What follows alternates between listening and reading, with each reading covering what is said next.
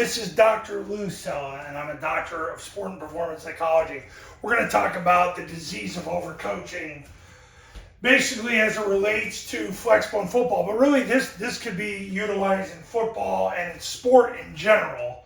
So here's the bottom line. What overcoaching does, when you give your players too much information about something, what most coaches do is they want to focus on technique, because it makes them think that they're being a good boy and they're doing what their baby boomer or silent generation coach told them to do, is focus on technique, even though the players aren't even sure about alignment and assignment. What overcoaching ends up doing is it kills conviction in the player. It wrecks their decision making. And believe me, this happened to me when I was young. I wanted to give the players too much information. It used to be the same way with quarterbacks about, basically canceling number one and number two of the football. 20-some years ago, that was me. I gave them too much information, and it was a guy. There were two major factors where I learned how to undercoach the quarterbacks in the triple option offense. Ivan Jasper and Ricky Dobbs. Ivan Jasper taught me well. Ivan Jasper basically said, you take the snap, you jump, you point the ball.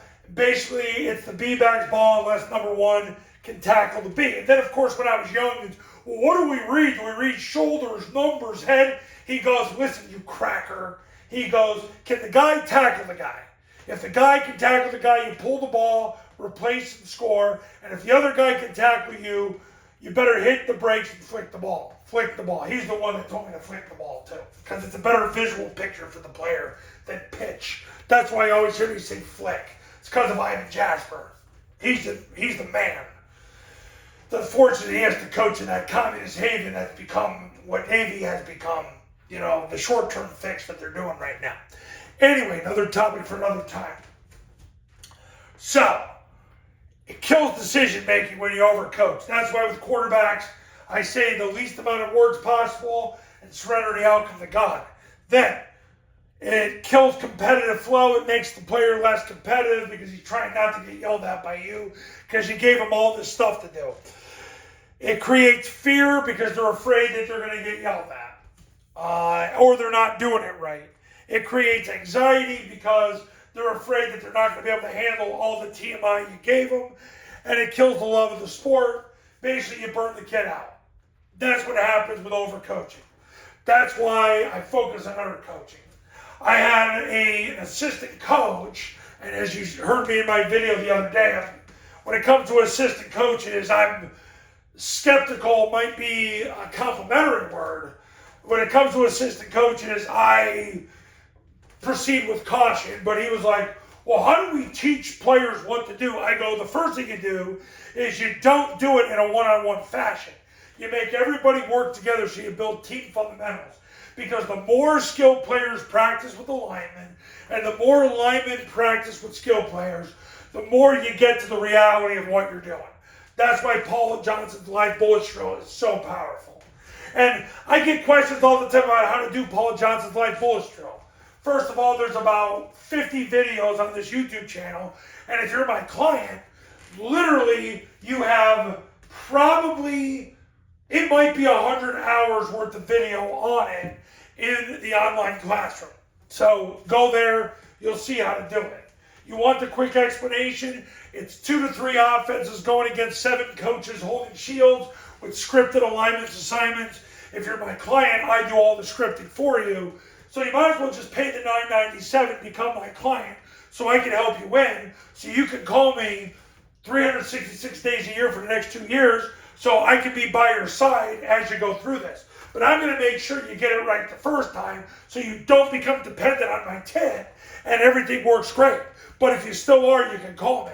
I still have my top clients who call me. A lot of times now it's just to talk and see what's going on in their life. And maybe a little subtlety every now and then. But that's what I want. I don't want my guys afraid to call me. I want them to become my best friends. I have a lot of friends, and guess what? The great Andy Talley, former coach at Villanova, used to say, you can't get enough friends. All right, back to overcoaching. You want to coach point A to point B with no more than 3 key emphasis points and surrender the outcome to God.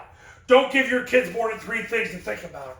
I learned that from Michael Strahan's first defensive line coach in the NFL. I learned that from Andy Reid. Andy Reid said all the time, this generation of players, they don't want to hear you talk. They want 1 to 3 things about their job, and then shut up and let them do it over and over and over and over. And make sure the things you're doing are things you're going to actually do in a game. Don't waste your time with stuff that you're never going to run. Only run stuff you're going to run in a game.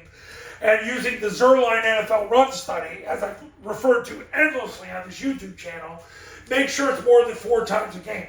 I had a client, he's one of my best friends to this day, Sean Hale, who said it should be about 5. He said you should, if you're not willing to run something 5 times a game, don't run it in high school. So that's how you eliminate overcoaching. Undercoach. I know that you're going to be shamed, guilted, condemned, and besmirched for undercoaching, but when you pick the right information, it's unbelievable what will happen with your kids. When you pick the right information, then shut up and let them do it over and over and over, watch what happens. That's why my clients win, guys.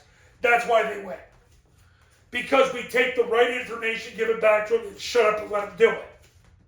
And we stop making it about ourselves. Too many coaches think that they're going to be God over their own program. No, God is God over your program, not you. You just work for God. And the bottom line is, they're only going to remember point A to point B instruction with maybe 1 to 3 things about their technique. So shut up and let them do it. Don't make this about you. Your ego is what's killing your football program, and the success is on the other side of your ego. And if coaches would drop their ego, they'd probably realize that they're David and they're fighting Goliath, and everybody would be running Flexbone and triple option. But they don't, because pride is wrecking the coaching profession.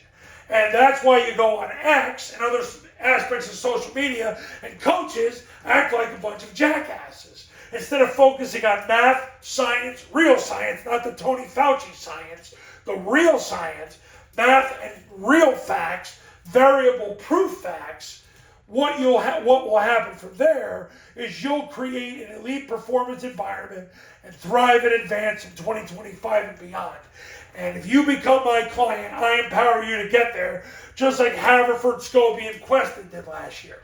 That's why they're winning and you're not. So I want you to be like them. So come and become my client today. Go to tripleoptionfootball.com, learn about the camps, the academy, and read all those success stories and testimonials of people that won. And if you want to be like them and be able to be the alpha dog at your school, where you can walk around your school and everybody knows you're the man, and guess what, if they still don't, you go and get a better job, like several of my other clients have, you'll be empowered to do that. That's what I want for my clients. And I'll see you in the next video. Later.